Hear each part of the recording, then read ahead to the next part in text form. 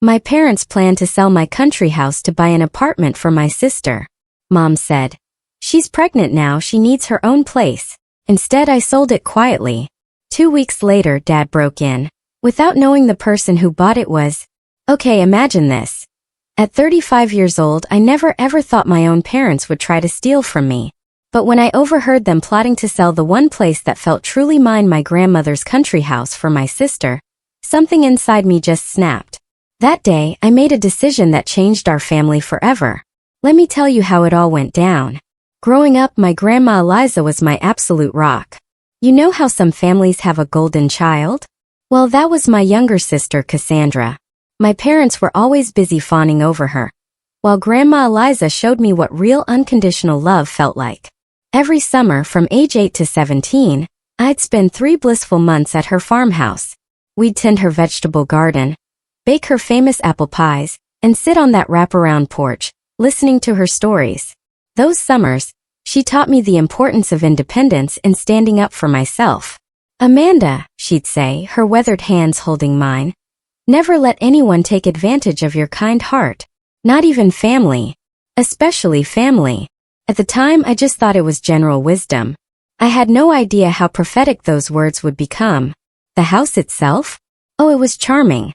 A 3-bedroom farmhouse built in the 40s, sitting on 2 acres, about 90 minutes from the city where I work as a real estate agent. Solid oak beams, hardwood floors that creaked in all the right places, and windows that caught the morning light perfectly. There was a small apple orchard, a huge vegetable garden, and a detached garage Grandma had converted into her painting studio. When Grandma Eliza passed away 5 years ago, I was heartbroken. She was 88, and while it wasn't unexpected, losing her hit me harder than I could have imagined. During the will reading, I was genuinely surprised to learn she'd specifically left the country house to me. There was a letter to my dearest Amanda, it read. I am leaving this house to you because you are the only one who truly loves it as I did. This house has stories in its walls, and I know you will honor them and add your own chapters. This is not just a piece of property. It is a piece of who you are. My parents seemed supportive at first. They had their own comfortable suburban home and had never really cared for the old country place, as they called it. Cassandra, 28 and still the golden child, was too focused on city life to bother with a house that wasn't within walking distance of a mall. Over the past 5 years, I poured my heart, my soul, and a huge chunk of my savings into that property. I updated the plumbing and electrical, restored the original hardwood floors, and replanted the garden using Grandma's heirloom seeds. Every weekend, I'd drive out Friday evening and come back Sunday night, my spirit totally recharged by the peace I found there. The contrast between my sister and me was stark, to say the least. I'd built a stable career as a real estate agent, becoming one of the top sellers at my firm. Cassandra, on the other hand, bounced between jobs, relationships, and departments. My parents always made excuses for her free spirit and artistic temperament. My practical nature and work ethic? Those were just expected, never celebrated.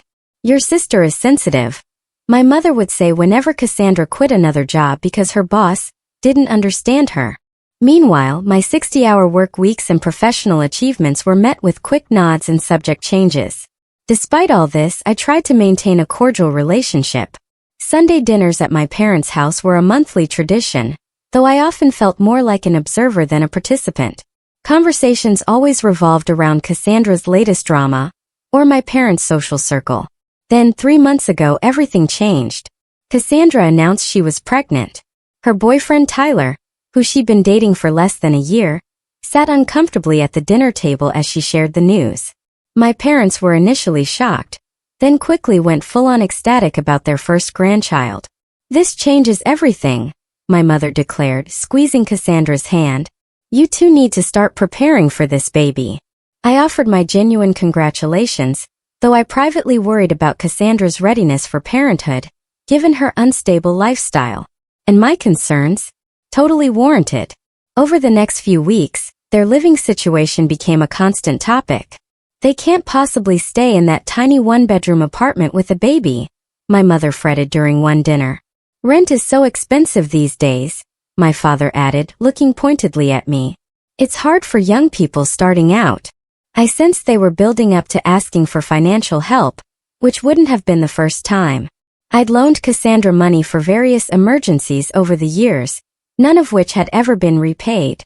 Given my stable income, I'd already resigned myself to contributing to my future niece or nephew's needs. What I didn't anticipate was just how far their expectations would go. It was during one of those Sunday family dinners, about 2 months after Cassandra's announcement, that I accidentally uncovered their plan. I'd excused myself to use the bathroom and was walking back down the hallway when I heard my father's voice from the kitchen. "I think we should list the country property next month. Spring is the best time to sell, and we could get top dollar in this market." I froze mid-step. At first, I thought he must be talking about one of his investment properties. My father had dabbled in real estate, though he always refused my professional advice. Then my mother's voice, hushed but clear, cut through the air. "Do you think Amanda will fight us on it?" The mention of my name sent a chill through me. They couldn't possibly be talking about my house. The house that was legally mine, left to me in my grandmother's will, which I'd been maintaining and improving with my own money for 5 years. "She has to understand," my father continued. "Cassandra is starting a family. She needs her own place, not some cramped apartment. Besides, Amanda doesn't even live there full-time. It's just sitting empty most of the week." My hands started to shake as the reality of their conversation sank in. They were planning to sell my house, my inheritance, my sanctuary, without even discussing it with me. As if it were a communal family asset, not my personal property. "We should bring it up after dessert," my mother suggested. "Emphasize how important this is for the baby. Amanda has always been reasonable." By reasonable, I knew she meant compliant. The perfect daughter who never caused trouble, who went along with family decisions without protest. The reliable one who could be counted on to sacrifice for her sister, just as I'd been doing my entire life. I must have made some sound because the conversation abruptly stopped. Gathering myself, I walked into the kitchen with what I hoped was a neutral expression. "Need any help with dessert, Mom?" I asked, my voice surprisingly steady despite the storm brewing inside me. "No, dear, just getting the coffee ready. Go sit down. We'll be right there." I returned to the dining room, where Cassandra was showing Tyler something on her phone, both laughing. My sister looked up at me with a smile that now seemed calculating, rather than warm. "Everything okay, sis? You look weird." "Just tired from work," I replied, taking my seat. When my parents returned with coffee and my mother's apple pie, I waited for them to broach the subject. Part of me hoped I had misheard or misunderstood, that they couldn't possibly be planning what I thought they were. My father cleared his throat after serving the pie. "Amanda, we wanted to discuss something important with you. It's about your grandmother's house." "My house," I corrected quietly. He blinked momentarily, thrown off script. "Yes, well, technically, but we've been thinking about Cassandra's situation." My mother jumped in, her voice taking on that syrupy tone she used when trying to persuade someone. "Your sister is going to have a baby, Amanda. They need space, a proper home to raise a child." "And," I prompted, a coldness settling in my chest. "And we think the most sensible solution would be to sell the country house," my father stated plainly. "It would provide enough money for a down payment on a nice apartment for Cassandra and Tyler. Something with 2 bedrooms in a good school district." I stared at them, waiting for some acknowledgement of the sheer audacity of what they were proposing. None came. "That house belongs to me," I said slowly. "Grandma left it to me in her will. I've been paying the taxes, the insurance, the maintenance. I've put thousands of dollars of my own money into renovations. And no one is saying you haven't done a lovely job with it," my mother rushed to add. "But be practical, Amanda. You only go there on weekends. Your sister needs a home every day." "So buy her one," I replied, my voice hardening. "Why does it have to be my house that gets sold?" "Because we don't have that kind of money just sitting around," my father snapped, his reasonable facade cracking slightly. "This is about family helping family." "Your sister is pregnant," my mother added, as if I could have somehow forgotten this fact. "Don't you care about your niece or nephew growing up in a good environment?" I turned to look at Cassandra, who had been uncharacteristically quiet during this exchange. She met my gaze with a mix of entitlement and challenge. "I already started thinking about how I'd set up the nursery," she said. The second bedroom gets such good morning light. It would be perfect. The casual way she spoke about my space, the room where I kept my grandmother's quilts and my own painting supplies, ignited something fierce within me. They had already been planning this, discussing it, making decisions, all without a single word to me until now. Let me get this straight, I said, setting down my coffee cup carefully to hide the trembling of my hands. You want me to give up the house my grandmother specifically left to me, that I have lovingly maintained for 5 years, so you can sell it and give the money to Cassandra for an apartment? Not give up, my father corrected. You would get a portion of the proceeds too, of course. How generous, I replied, unable to keep the bitterness from my voice. And did anyone consider asking me before making these plans? Or did you just assume I would go along with it as always? Amanda, my mother sighed. Don't be difficult. This is what families do. They support each other. Support goes both ways, Mom, I shot back. When has anyone in this family supported what I want, what I need? A tense silence fell over the table. This was not how our family operated. Open conflict was avoided, particularly when it came to Cassandra getting her way. Tyler, looking deeply uncomfortable, finally spoke up. Maybe we should discuss this another time when everyone is calmer. There is nothing to discuss, I said, standing up. The house is mine. I will not be selling it. Not now. Not ever. Amanda, my mother gasped. Sit down. We are not finished. I am, I replied, grabbing my purse. Thank you for dinner. As I headed for the door, my father called after me. Think about it. Family has to come first. I paused, my hand on the doorknob. That's exactly what I'm doing. I left without another word. The slam of the door behind me punctuated my exit in a way that was deeply out of character for the accommodating daughter I had always been. As I sat in my car, hands gripping the steering wheel, I realized they had fully expected me to eventually agree. After all, I always had before. Not this time. The next weekend, I drove to the country house with a heaviness in my heart I had never associated with this place. For 5 years, crossing the threshold of the old farmhouse had always brought an immediate sense of peace. Now, as I unlocked the door and stepped inside, I felt the weight of my family's betrayal accompanying me. I walked through each room, slowly taking in details I had come to love. The kitchen with its vintage 1952 mint green refrigerator that I had specially restored. The living room with the stone fireplace where my grandmother and I had spent countless evenings playing cards and talking about life. The master bedroom where I had carefully preserved the hand-carved bed frame my grandfather had made as a wedding gift for my grandmother. Out on the wraparound porch, I sat in my grandmother's rocking chair and tried to imagine this place belonging to strangers. The thought brought physical pain. This house was not just wood and nails and property value. It was memories and connection, and the only place where I truly felt my grandmother's presence. My phone had been buzzing constantly since I left my parents' house the previous Sunday. I had responded minimally, sending only brief texts, assuring them I was fine but needed space. Now, as I sat on the porch watching the sunset paint the sky in shades of orange and pink, my mother called again. Amanda, she began without preamble when I answered.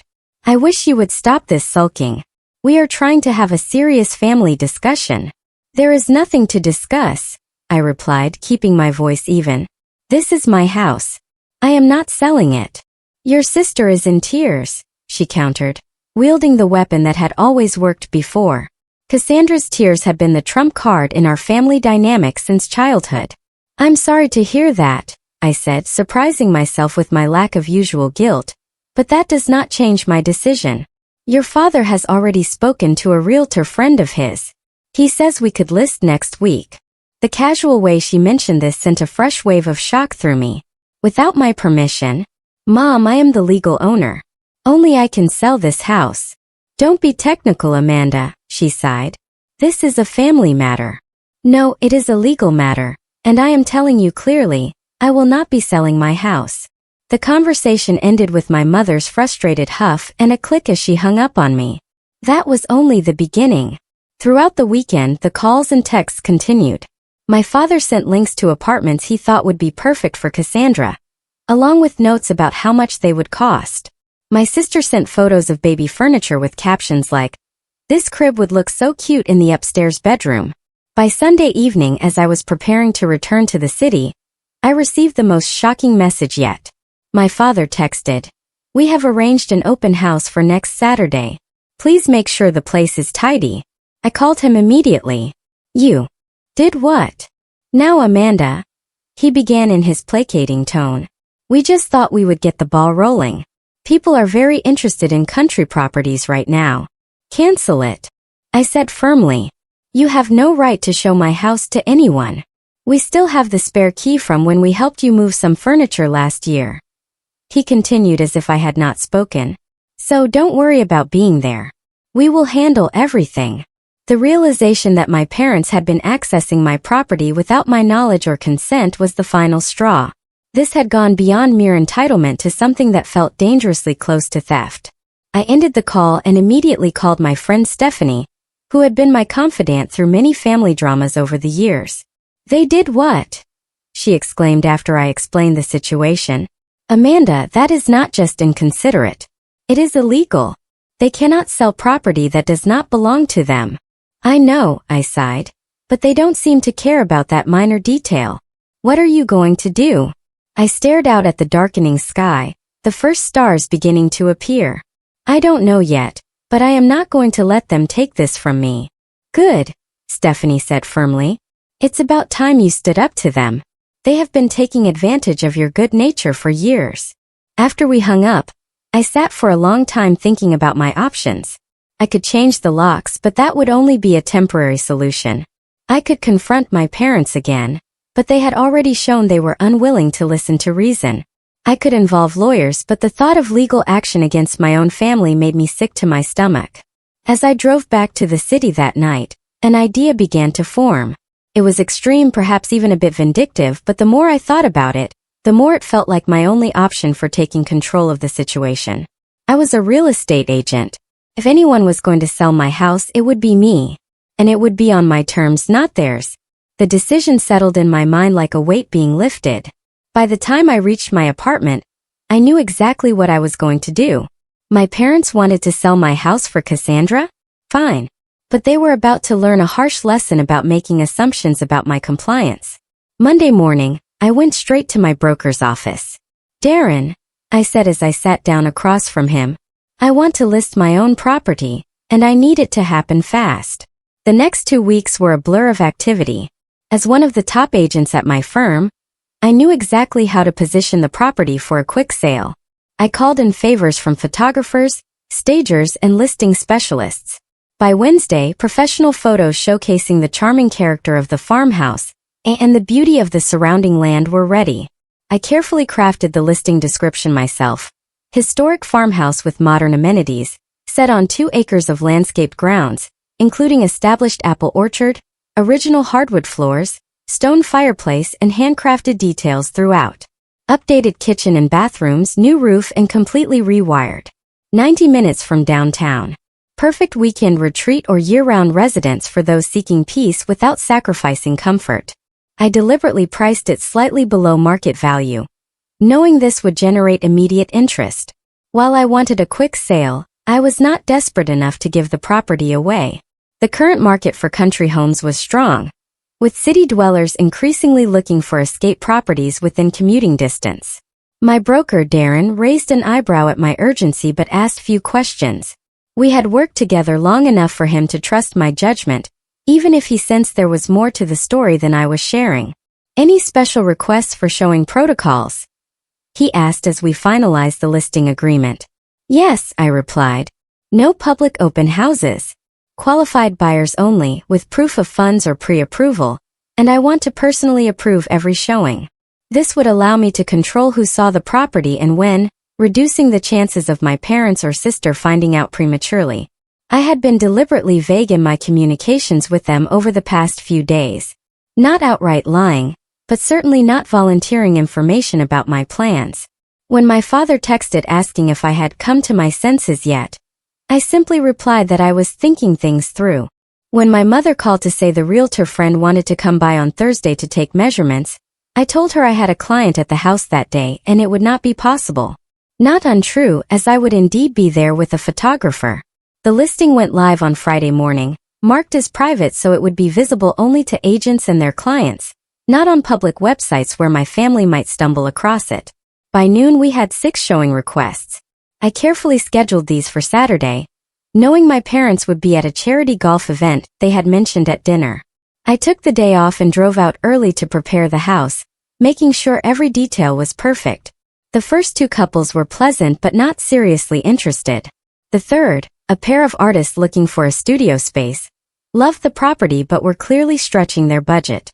The fourth and fifth were investors looking for vacation rentals, which made my heart sink at the thought of my grandmother's beloved home being turned into an Airbnb. The final appointment of the day was with Gabriel Jackson, a successful businessman in his mid-40s, who was looking for a private retreat away from his high-pressure job in the city. From the moment he walked through the door, I could see his genuine appreciation for the character of the house. "This craftsmanship," he said, running his hand along the oak banister of the staircase. "You don't see work like this anymore." As I showed him around, Gabriel asked thoughtful questions, not just about the practical aspects of the property, but about its history and character. When we reached the studio in the converted garage, he spent a long time looking at the space. "My late wife was a painter," he explained quietly. "She always wanted a studio with north light like this." There was something in his manner, a respect for the property and its significance, that reminded me of my own attachment to the place. When he asked if we could sit on the porch for a few minutes before he left, I agreed. "This is a special property, Amanda," he said as we sat in the rocking chairs overlooking the orchard. "I can tell it means a great deal to you." I hesitated, then found myself explaining the situation. Not the full family drama, but enough for him to understand that selling was a difficult decision for me. "My grandmother left it to me," I said. "I always thought I would keep it forever, but circumstances have changed." Gabriel nodded thoughtfully. "If I were to make an offer, would it give you some peace to know that I would care for this place as you have? I wouldn't tear it down or subdivide the land. I just want somewhere quiet to read books and watch the seasons change." By the time he left, I had a feeling he would be making an offer. Sure enough, his agent called mine within 2 hours. The offer was clean for the full asking price, with a request for a quick closing but flexible occupancy to give me time to say goodbye to the house properly. I accepted immediately. The next 2 weeks were a whirlwind of paperwork, inspections, and surreptitious packing. I told my family I was busy with a big listing at work, which wasn't entirely untrue.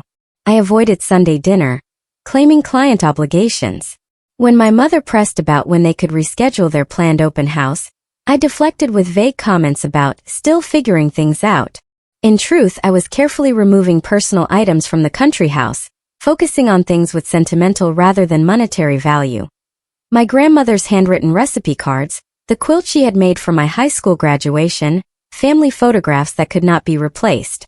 I worked with my attorney to ensure all the paperwork was impeccable, leaving no possible legal challenges.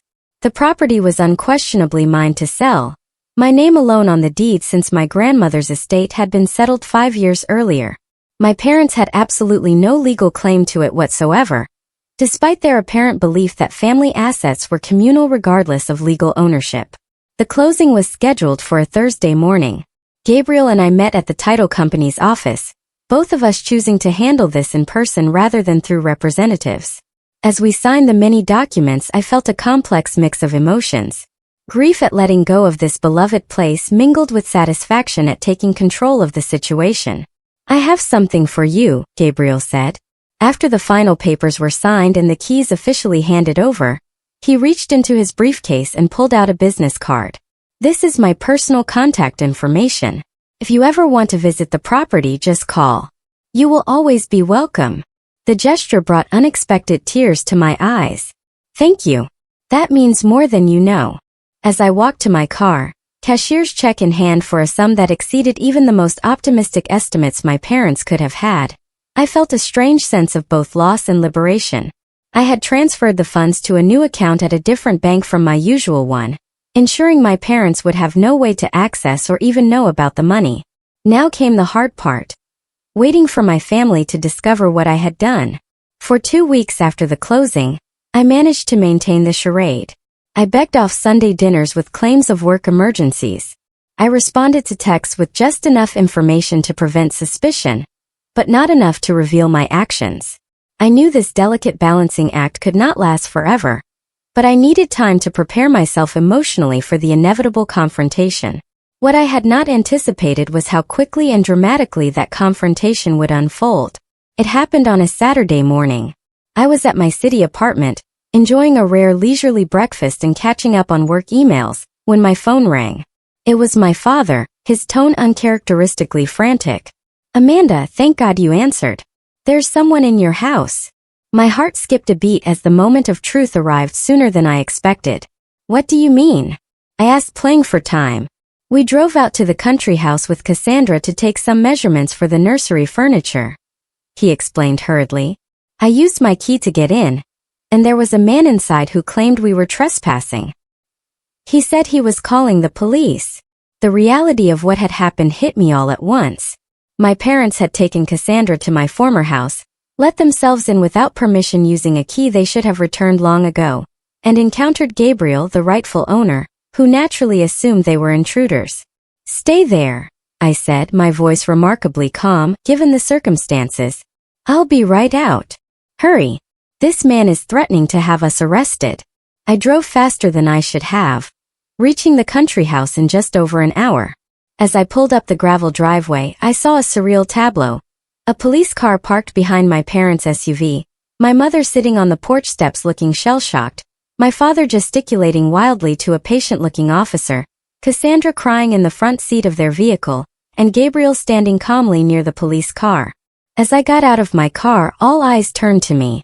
"Amanda," my father called out, relief evident in his voice. "Tell this officer, this is your house and we have permission to be here." I walked slowly toward the group, the weight of the moment pressing down on me. This was it, the point of no return. "Actually," I said clearly, "this is not my house anymore. I sold it 2 weeks ago to Mr. Jackson. He is the legal owner now." The silence that followed was absolute. Even Cassandra's sobs from the car momentarily ceased. My father's face went from relief to confusion to dawning horror in the span of seconds. "What are you talking about?" My mother finally managed, rising from the porch steps. "You cannot have sold the house. We were going to sell it for Cassandra's apartment." The officer looked between us with growing understanding. "Ma'am," he addressed my mother, "are you saying you entered this property without the owner's permission?" No, my father interjected quickly. "This is a family misunderstanding. Amanda, tell them this is all a mistake." I looked at Gabriel, who gave me a small nod of support. "There is no mistake," I said firmly. "I sold the house to Mr. Jackson 2 weeks ago. The sale has been recorded with the county. My parents and sister no longer have any right to access this property." "That is impossible," my mother exclaimed. "You cannot have sold it without telling us. We had plans." "Your plans," I corrected, "not mine. You decided what would happen to my property without consulting me. You scheduled viewings without my permission. You kept a key without my knowledge. And today you broke into a house that no longer belongs to me." My father's face had turned an alarming shade of red. "You had no right."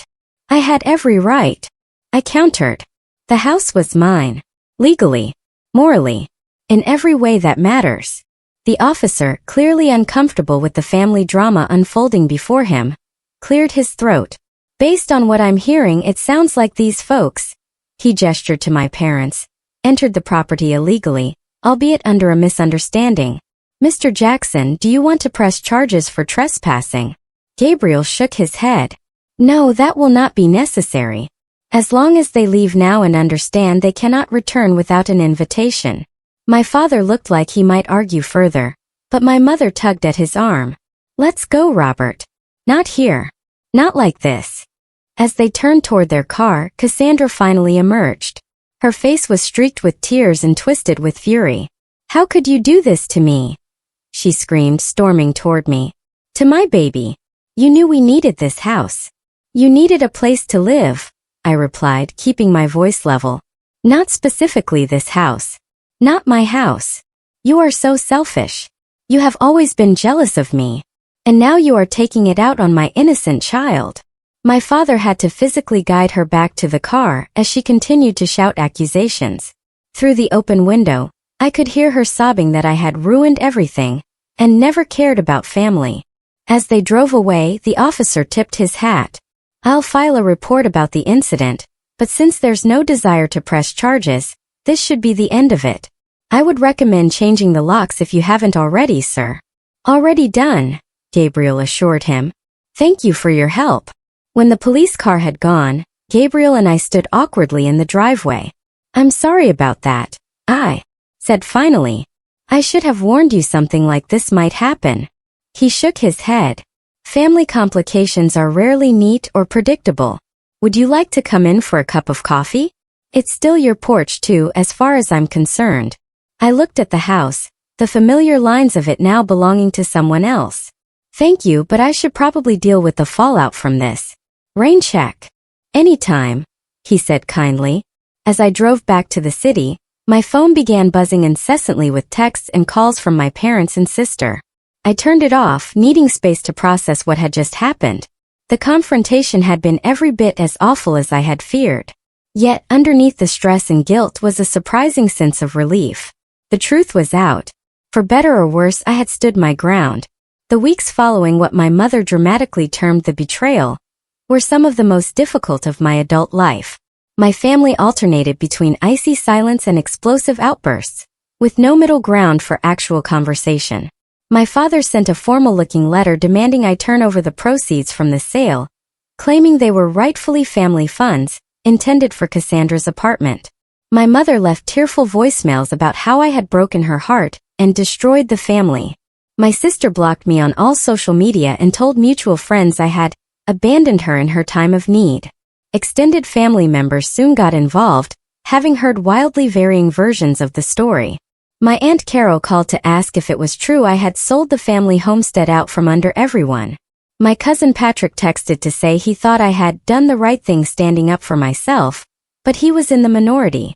The narrative being spread was that I, the selfish career woman, had callously disregarded the needs of my pregnant sister out of spite and greed. Few seemed interested in hearing my side.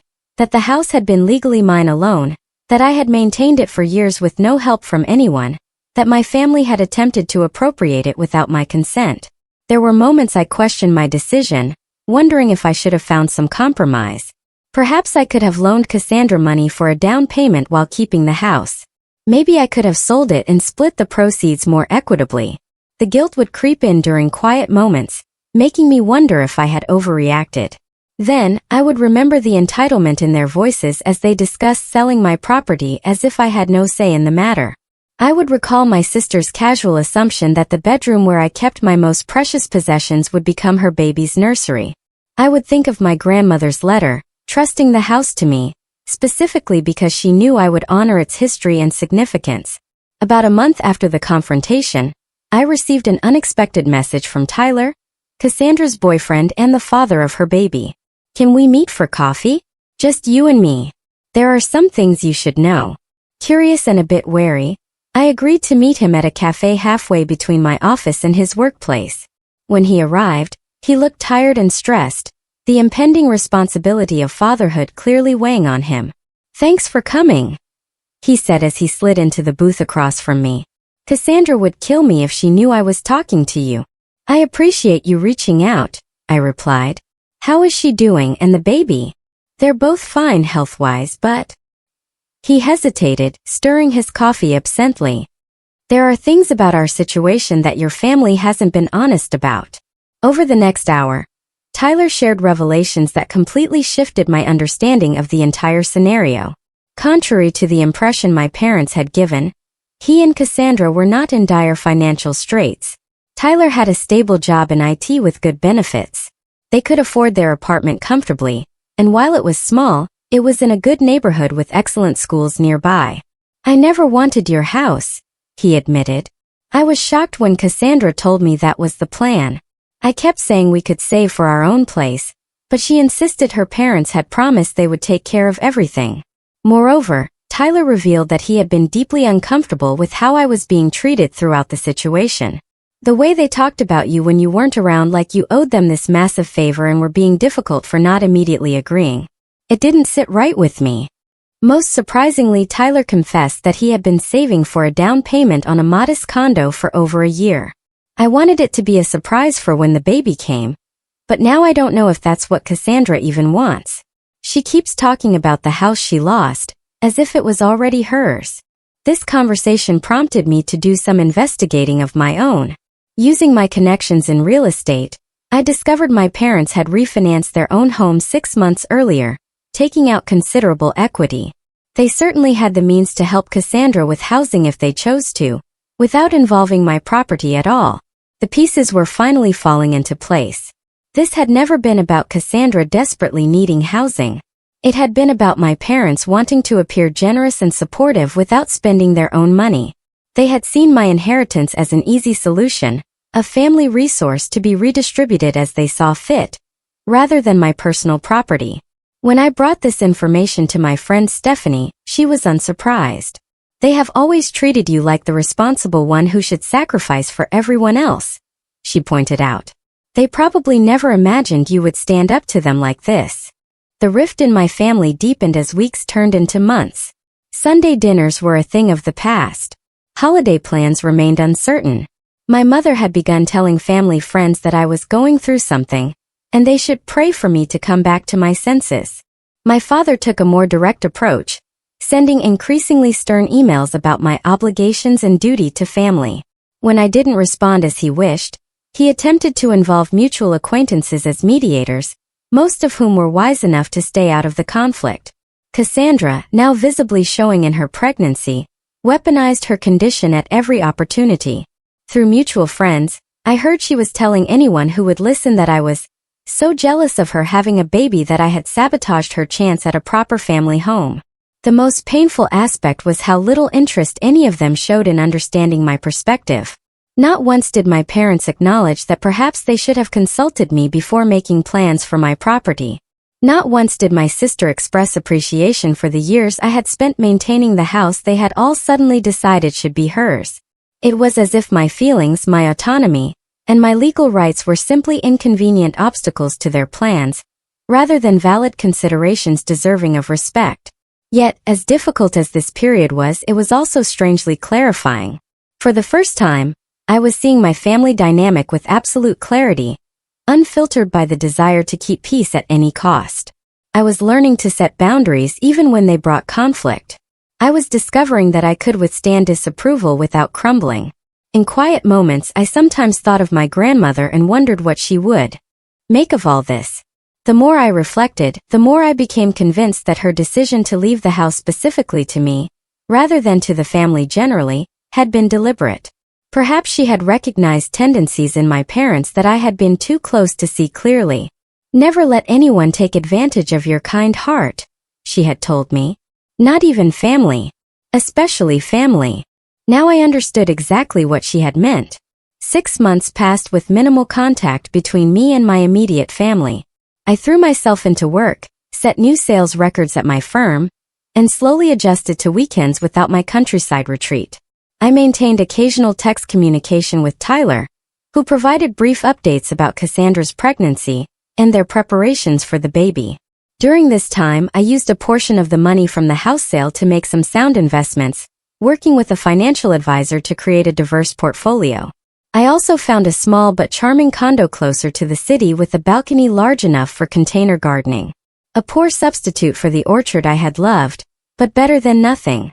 Occasionally, I would receive a text from Gabriel with a photo of the country house, a new flower blooming in the garden or fresh snow on the roof. True to his word, he had preserved the character of the place while making it his own. These messages were bittersweet, but ultimately comforting, knowing my grandmother's beloved home was in caring hands. My extended family began to reach out individually as the months went by. My Aunt Deborah, my mother's sister, invited me to lunch and actually listened to my version of events without judgment. My cousin Elizabeth included me in her wedding plans despite my mother's apparent objection. Slowly, I was rebuilding connections on new terms, based on mutual respect rather than obligation. Then came the news that Cassandra had given birth to a healthy baby girl, Lily. The announcement came not from my sister or parents, but from Tyler, who sent a simple text with a photo of their daughter, Thought you would want to know. You're an aunt. The tiny face in that image stirred something in me. A reminder that despite everything, this innocent child was my blood relation, my niece. Whatever conflicts existed between the adults in the family, they were not her fault. After careful consideration, I made a decision that felt right.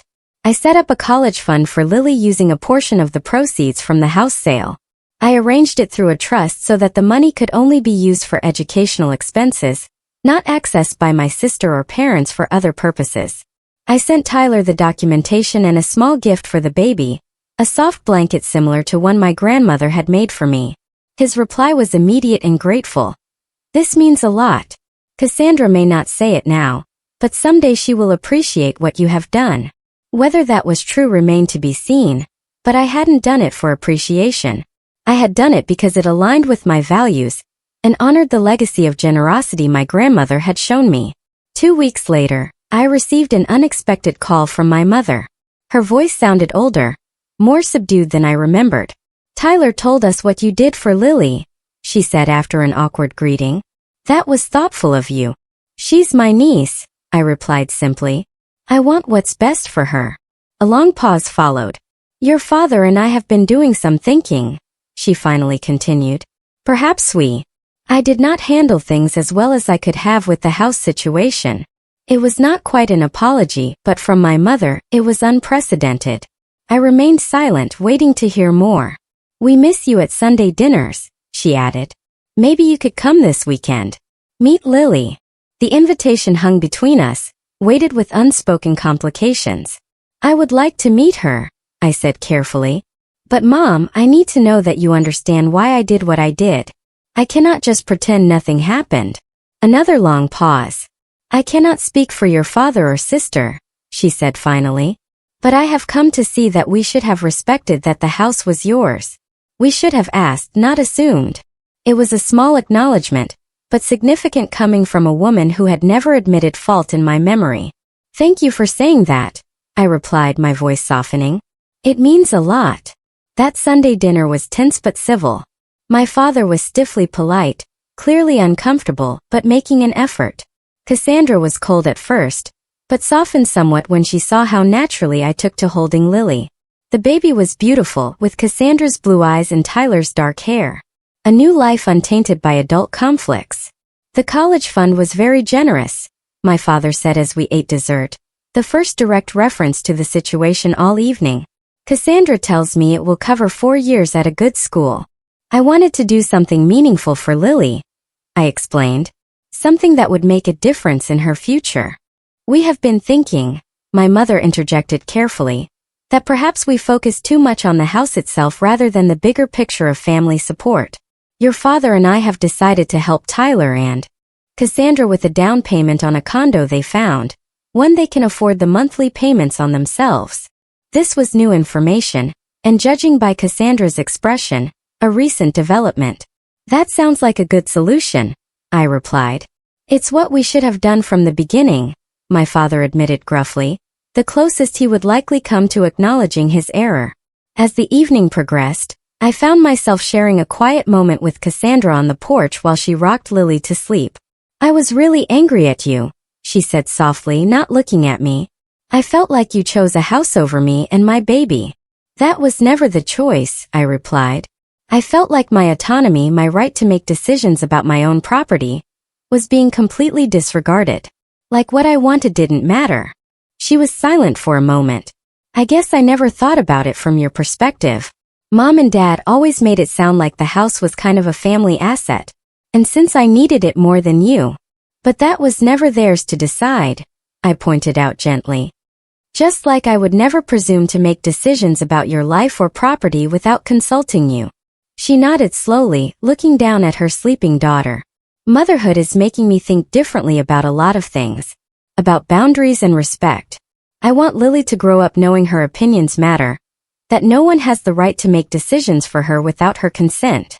That sounds like excellent parenting, I said, genuinely impressed by this glimpse of maturity from my sister. I can't promise Mom and Dad will ever fully understand what they did wrong, she continued. They're pretty set in their ways. But I think I do now. And I'm sorry, Amanda. Not for wanting a good home for my baby, but for assuming I was entitled to yours.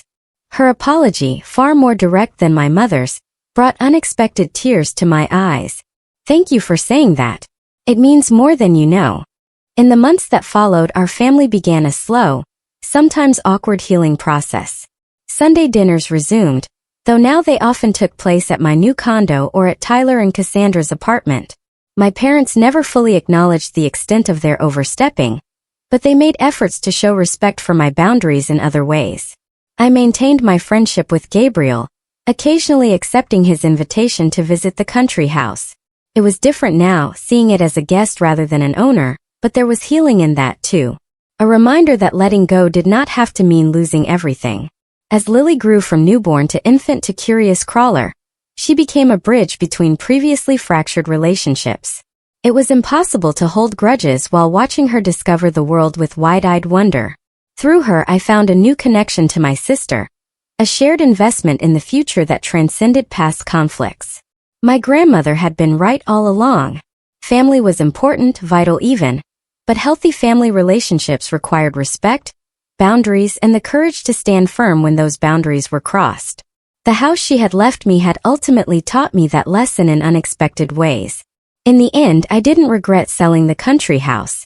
What I had gained, painful though the process had been, was something more valuable. The knowledge that I could stand up for myself, even against those I loved most, and emerge stronger on the other side. Family love, I had learned, should never require the sacrifice of your self-respect. True family support goes both ways, honoring each person's autonomy while offering genuine help. It took a crisis to teach us all that lesson, but some lessons are worth the difficult path to understanding.